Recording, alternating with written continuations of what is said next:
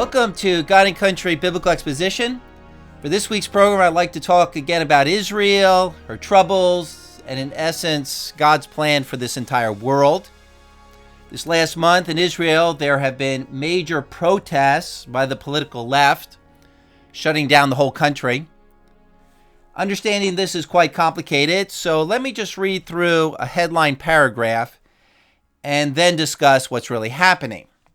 Quote, Monday, March 27th, was supposed to be a red-letter day for the new far-right Israeli coalition government when it planned to slide through the Knesset the central provision of its judicial overhaul bill. Comfortably ahead of the Passover recess beginning on April 2nd, instead, it ended up being one of the most extraordinary days in Israel's history.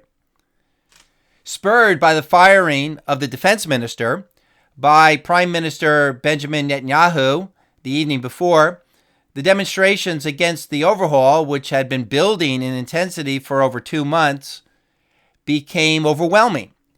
Universities, businesses, the airport, the Israeli embassies, and consulates abroad were all closed down in protest, and a general strike was scheduled for the following day. Air Force Reserve pilots and other security personnel on whom the military heavily relies were threatening not to report for training or duty. In the face of this completely unprecedented protest, Netanyahu announced that he would suspend the bill's progress to try to reach a broad agreement during the next Knesset session, which begins on May the 1st. So, by the way, the reason Netanyahu fired the defense minister was because the minister claimed to be supportive of the bill, which would overhaul the power of the Israeli Supreme Court, but then he went on a political campaign against it, which is not something a cabinet member is supposed to do to an administration. Now, since the writing of those headlines, under pressure from the United States, Netanyahu has reinstated the defense minister. So what's going on here? Well, right now, the conservatives are in the majority in the Israeli government. The Prime Minister, Benjamin Netanyahu, is a conservative. The Knesset, the Israeli Congress, is controlled by the conservatives. But like the United States, the courts in Israel, the judges, are mostly secular intellectual liberals. And just like the United States, the political left in Israel has used the judicial system, the courts, to force on the public leftist values, abortion, LGBTQ, socialism. In Israel, there's no Bill of Rights. And so the courts even have more power than in the United States. The left in Israel, like in the United States, has learned that if you cannot win in the court of public opinion, if you can't get abortion and LGBTQ passed through the vote of the people, you can use the courts to get your policies and your values enforced on the nation. So Netanyahu and the conservatives passed the law to limit the power of the courts in Israel, giving the legislature, the Knesset, the power to veto court decisions, since the courts are not answerable to the people. And when this law was passed, the left, in response, began rioting and shutting down the country. Guess which side the Biden administration is on? Of course, the Biden administration is siding with the leftist court Jews, which they're called, the court Jews. This public disruption and shutdown has now become a new tactic of the left. If you can't win in any branch of government, then simply make a big noise and cause trouble. Because one thing politicians hate more than anything else is an uprising. The squeaky wheel gets the oil. The one who can make the biggest threat wins. This is the Micah chapter 2, verse 1 principle, where in an ungodly nation, might makes right. It's not about principle, it's about power. Maybe the Israeli left is getting the example from America, BLM and Antifa. And I guarantee you, if America ever gets again a conservative Republican president and a conservative majority in Congress, we will see the left take to the streets, claiming this is not our government. They have now such a disregard for the law. If they lose in the legislature or in the courts or in the White House, they will be a belligerent majority, and we can read this on their signs. No justice, no peace. Now, we've heard in the news that they have the unions in Israel backing the protests and calling for a national strike.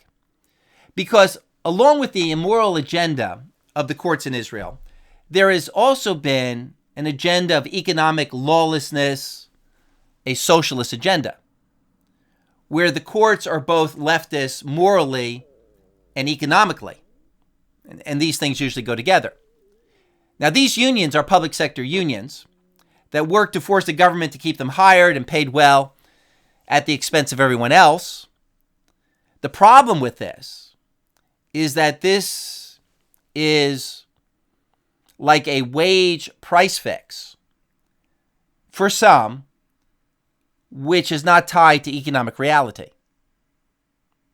Now, recognize that this bill Netanyahu passed changed no law concerning the unions or union policy, but the unions were afraid that if the Knesset could veto court decisions, that someday down the road, this might adversely affect union policy because the courts have historically favored the unions. The courts are in the union's back pocket. And the courts have been used by the unions to skirt the will of the rest of the non-union public who resent union largesse. And this is identical to the left in America protesting the selection of conservative judges on the Supreme Court. Because the left knows that if the justices are conservative, this will thwart what they've been able to do for the last 40 years. Use the courts to push their agenda. If they don't have the courts, they're going to have to pass laws through legislators. And that's difficult to do because legislators tend to represent a larger swath of the American public, which tends to be more conservative. Well, the same is true in Israel. As we see in the majority vote in Israel, they elected a conservative prime minister and a conservative Knesset. So this is the intellectual secular elites in Israel versus the general public. In these protests, the universities also went on strike and refused to hold classes. Now, in reading articles about these protests in Israel, what's interesting is the sloganeering coming from the Israeli left. The left is claiming that they're defending democracy and Netanyahu is a fascist extremist, when in fact, it's the left that is opposing the rule by those elected in the Knesset, democratically. The left wants to be governed by the unelected courts and government bureaucracy. So who are the true fascists? But it's always about winning by sloganeering and accusing your opponent of what you are actually doing. Well, the same thing is happening in America. Have you noticed that the rhetoric now coming from the Democrat Party is that they're the ones defending democracy? They couldn't have said that before when the general public was more conservative, but now that the left believes they have the majority on board concerning their social agenda, more people are supporting abortion and LGBTQ rights and socialism, now they're claiming they're defending democracy, and that the Republicans are the radical minority. Well, in order to maintain peace, Netanyahu temporarily withdrew the legislation limiting the courts. I mean, it's a tough call. On the one hand, you don't want to be like King Zedekiah, who wouldn't listen to the prophet Jeremiah to do the right thing, but instead he listened to his elders who insisted on keeping up the fight against Nebuchadnezzar. But on the other hand, you don't want to be like King Rehoboam, who refused to listen to the elders, and by this, Rehoboam split the nation into two. The hardliners in the Knesset were urging the prime minister to fight on, to call the bluff of the left. After all, they were the duly elected legislature. The national security minister said, "We must not halt the reforms in the judicial system, and we must not give in to anarchy." But Netanyahu gave in, and his reasoning is we need to avoid a rift in our people, we need to avoid a civil war. He noted that the Israeli society is on a dangerous collision course. So, what's the lesson here? What are the righteous to do when the ungodly Marxist left reaches a critical mass in the country, where they will not submit to the values and the morals based upon the transcendent law of God, but insist on following what gives them power and moral license? And what do the righteous do when every institution and every group in a country becomes ungodly, or where there's at least a powerful radical minority, a 49% minority? Jeremiah chapter 5, verse 30. An appalling and a horrible thing has happened in the land. The prophets prophesy falsely, the priests rule by their own authority, and my people love it so. But what will you do at the end of it? Or Psalm chapter 11, verse 3. If the foundations are destroyed, what can the righteous do? Well, the answer is, of course, to continue to preach and pray and teach and live a righteous life. In the words of Keith Green, you just keep doing your best and pray that it's blessed, and he'll take care of the rest.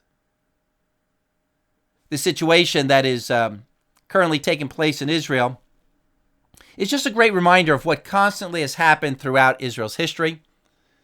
Remember, in 900 BC, Israel split between northern and southern Israel.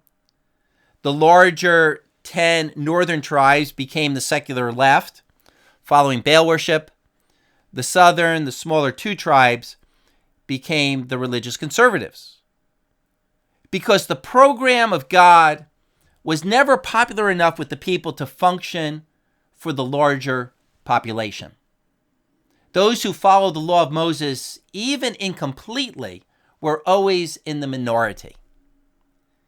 As southern Israel continued, the righteous became an even smaller minority in southern Israel. Isaiah 10, Romans chapter 9, "For though your people, O Israel, may be like the sand of the sea, only a remnant will be saved. A destruction is determined, overflowing with righteousness. Only a remnant will be saved." This is all summed up in Jesus' teaching in Matthew chapter 7, the Sermon on the Mount. "Enter through the narrow gate, for the gate is wide and the way is broad that leads to destruction. And there are many who enter through it. For the gate is small and the way is narrow that leads to life, and there are few who find it." Before we discuss the spiritual lesson further, there's one more news item I want to share that's kind of related to these protests. Last week, the Israeli police raided the Al-Aqsa Mosque and arrested Muslims who are barricading themselves in the mosque. The Palestinians later responded by firing rockets from Gaza and Syria into Israel, and Israel responded with airstrikes. The Al-Aqsa Mosque is the Dome of the Rock Mosque that in the providence of God sits on the Jewish Temple Mount, preventing the Jews from rebuilding the temple. Now, according to earlier agreements between Jordan and Israel, Muslims are not allowed to camp in the mosque. And there are a number of security reasons for this. But what happens each year at this time, during either Ramadan or the Passover, Muslims try to break the rules in order to protest the Jewish state. And often even some far-right Jews will enter into the Muslim-occupied temple area to protest the Muslim occupation there. Well, this year, the Muslim protests increased, and I believe in part it was due to the left's rioting last month, because the left in Israel was sending a clear message to the Muslim Palestinians that you can get what you want if you riot enough. So, back to the spiritual lesson here. Israel has enemies, both within and without. So how can Israel survive? It's a country that has always been in a state of moral, spiritual, religious conflict. And it's also a picture of the United States and really every other country in the world. It's the battle between two worldviews, God versus humanism. There are two very good recent articles in this regard by David Solway, a conservative Canadian author. He's so theologically grounded in his writing that he has to be working off of a Christian worldview. He's written before about how the left denies original sin, how the left is just a revival of Gnosticism. The first article, entitled "The Scourge of Jewish Self-Division, the Court Jews are Busy at Work." And this is about how the leftists are at work in Israel and how they've always been at work in Israel. Her enemies have always been from within. Quote, "Brother against brother, prophet against backslidden people, idolatrous kings and priests against these very prophets, and even nation against nation form an indelible part of the Jewish chronicle. The history of two kingdoms provides a continual, relevant object lesson. After the death of King Solomon, the Israelite community broke apart into two warring monarchies of Israel and Judah. The shedding of kinship blood critically weakened the two kingdoms, leading to the conquest of Israel by the Assyrians and the reduction of Judah first by the Chaldeans, then by the Egyptians, and finally by the Babylonians. We see the sorry spectacle of division acting itself out today in the violent civil protests against Prime Minister Benjamin Netanyahu's efforts to reform a hardcore, self-appointed leftist Supreme Court, which regularly thwarts the will of the legitimate right-wing government. It was on this platform that Netanyahu was elected by a massive majority of the vote. But the left is good at civil disruption. There have been resignations and firings and dissenting members of the government and raging animosity against the prime minister for his perceived temerity in trying to overhaul the judicial system and redress a long-festering political sore. The left is having none of it. Netanyahu's critics argue that the plan is pushing Israel down a path of autocracy, a path they themselves appear to be treading. David Solway then goes on to write about those Jews today and throughout all the history of Israel who didn't believe in the program of God, like the spies who brought back the bad report, the rebels against Moses. And he writes that the Jews of all people should not be fighting one another given the enemies that God has put around them. And really, that's why God has put the Jews in such a dangerous part of the world. The land bridge between three continents, with so many people jealous for their land. Because it would help the Jews realize that they need to live close to God and live righteously. They needed the power of God. But even then, the rebellion against God in the heart of natural unsaved man cannot be contained, no matter what the threat. And as the prophets of Israel spoke, the nation is ultimately destroyed by the sin and rebellion of the people. Abraham Lincoln said about America this, quote, "At what point, then, is the approach of danger to be expected? I answer, if it ever reaches us, it must spring up amongst us. It cannot come from abroad. If destruction be our lot, we ourselves will be its author and finisher. As a nation of freemen, we must live through all time or die by suicide. Solway also had another article entitled, Can Israel Survive? This is a long read, but when someone says something well, it's worth listening to him rather than to me. Quote, "It's never been easy for Israel.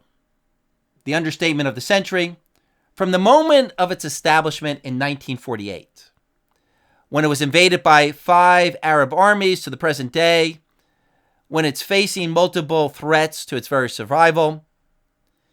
It suffers a history like no other nation in the world, surrounded by enemies, fighting wars on every front, infiltrated by terrorists, confronting the dreams of genocidal regimes, in particular the prospects of a nuclear Iran sworn to Israel's annihilation.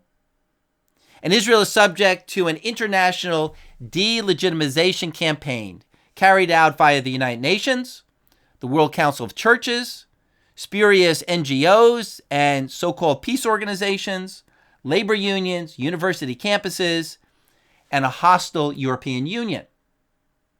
As if this were not enough, there is yet another menace it has to face. Deriving from the Cain and Abel paradigm, which has inwardly corroded the Jewish community since the thunderous instance it received the tablets on Mount Sinai, betrayal from within.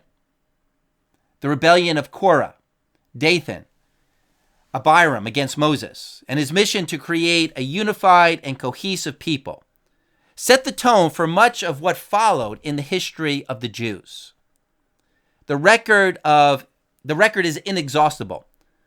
The backsliding tribes and their idolatrous rulers, whom the prophets railed against, the conflict between the brother states of Israel and Judah, the quarreling Jews Josephus tells us about, who were in considerable measure responsible for the Roman victory and the massacre in the 1st century AD, the apostate, wicked sons, the court Jews, who have proliferated throughout the ages.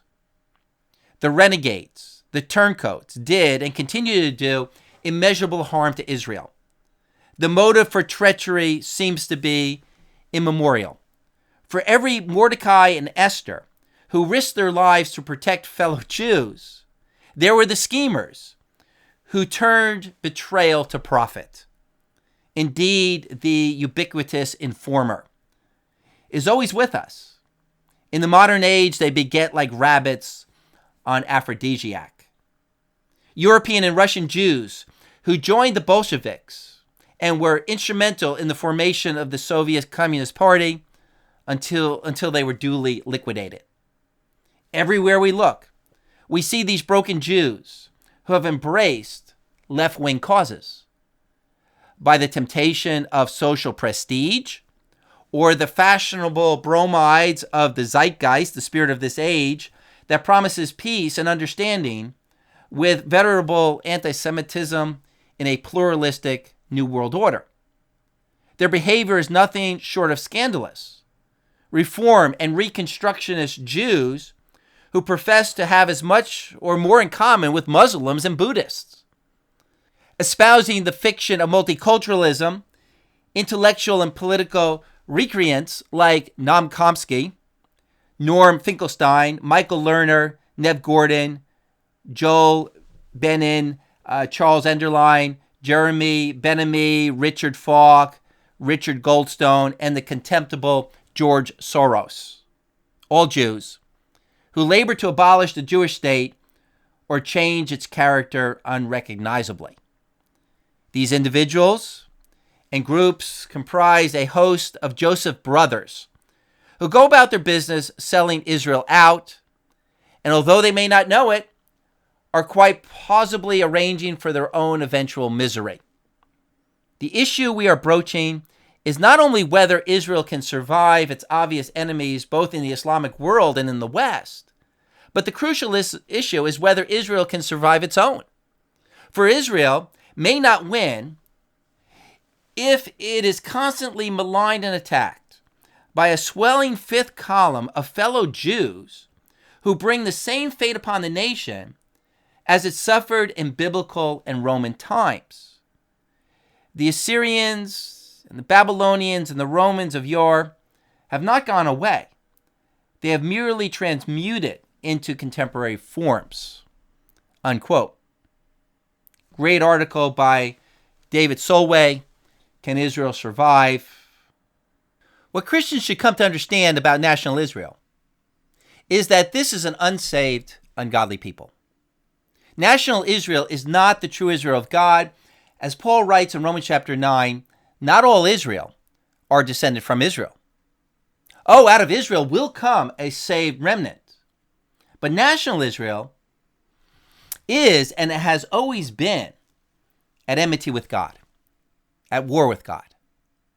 In the book of the Revelation, Jerusalem is described spiritually as Egypt and Sodom. In the coming apocalypse, God will send in the future two prophets to speak to Israel, and the people will put them to death, just like they put the Old Testament prophets to death. Revelation 11:8, and their dead bodies, the dead bodies of the prophets, will lie in the streets of the great city, which is mystically called Sodom and Egypt, where also their Lord was crucified. So this is definitely speaking about Jerusalem and Israel being like Sodom. Go online and look at the coverage of the LGBTQ pride parades taking place yearly in Jerusalem. They're huge. Referring to Israel, the prophet Isaiah writes, "Hear the words of the Lord, you rulers of Sodom. Give ear to the instruction of our God, you people of Gomorrah." This is the natural condition of unsaved man. Romans chapter 8. They do not subject themselves to the law of God, neither indeed are they able. They're not regenerated. They're not born again. Ephesians chapter 2, they are by nature children of wrath. No wonder God said about Jerusalem, Jeremiah 32, "Indeed, this city has been a provocation of my anger and my wrath from the day they built it, even to this day, so that it should be removed from before my face." It was never a righteous city. It was never the true Zion of God. The true Zion of God, the true city of God, is a heavenly city populated with a redeemed, born-again citizenship. The protest by the left in Israel is just another reminder of the overall spiritual condition of the unsaved people in this world, even in their religion. There's always this continual apostasy. Jeremiah chapter 8 verse 5. "Why then has this people, Jerusalem, turned away in continual apostasy? They hold fast to deceit. They refuse to return." And again, this doesn't just apply to Israel. Israel is a microcosm of the entire world. So as Solway wrote about leftism in Israel, this week Victor Davis Hanson put out an article about America's leftism entitled "Our French Revolution." Quote, "We are in a Jacobin revolution of the sort that in 1793 through 94 nearly destroyed France. And things are getting scary. The Democrat Party in America vanished sometime in 2020. It was absorbed by hard left ideologues.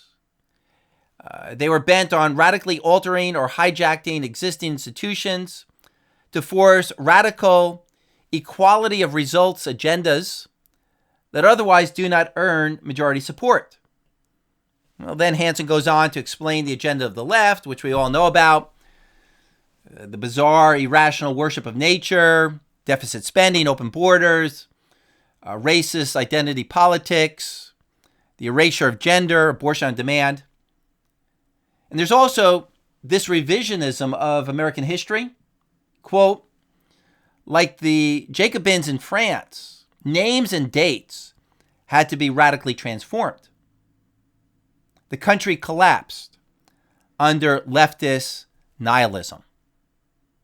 Unquote, Victor Davis Hanson. And such is the way of all mankind.